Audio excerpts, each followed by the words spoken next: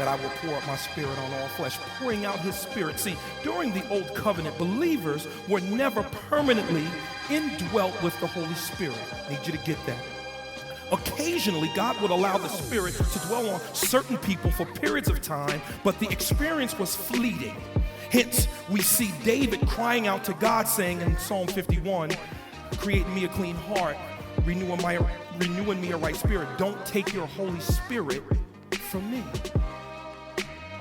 Here, Joel promises that that day would come, and before Jesus' ascension, he promised that his helper, the Holy Spirit, would soon be sent to aid the apostles in the early church. I will pour out.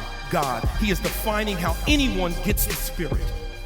It is based on divine initiative of God. We may think that it's insignificant, but some folk give a testimony about how they got the Spirit, and God's name doesn't make it to the conversation.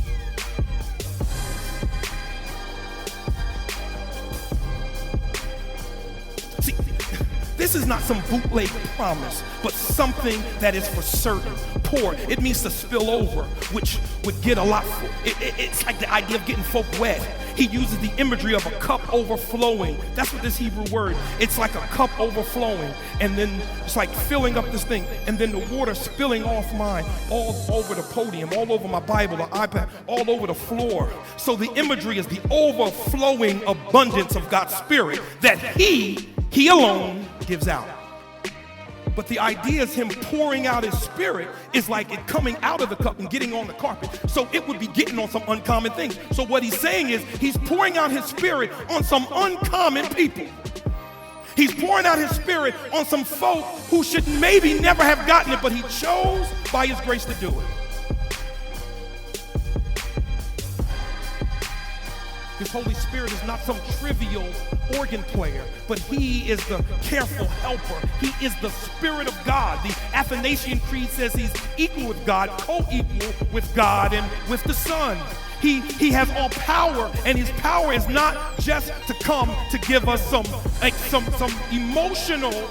emotive mess, but he's come to give us comfort. He's come to meet us in our brokenness. He's come to invade the darkness of our hearts. He's come to take resident in these broken down row homes called our lives. He's come to do something. He's come to transform. He's come to remind you, even though the devil tries to remind you that you're dirty, filthy, and disgusting, he comes to tell you that God looks at you through the lens of the cross. He comes to tell you, I don't care if they said you ugly, you're gorgeous. If you got the ghost, if I'm in you, he comes to tell you and remind you, if your mother has abandoned you, it's all right, I will never. He comes to assure, he comes to teach, so you don't fall for the okie doke. He comes to bring a power beyond power, not some bootleg power on some positive thinking, but he comes to bring a supernatural power that you can't even explain. He comes to do some stuff. He comes to show up and show off. He comes to provide protection, and he comes to take you all the way to glory.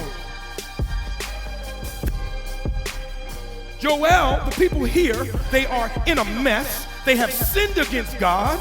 They have a posture against him, and the locusts have wiped out the socioeconomics of the whole nation. They are a mess. And then they hear a man say, don't worry, the helicopter's on the way, and his name is the Holy Spirit. He's got rations not just to get you through this flood, but to take you all the way to glory.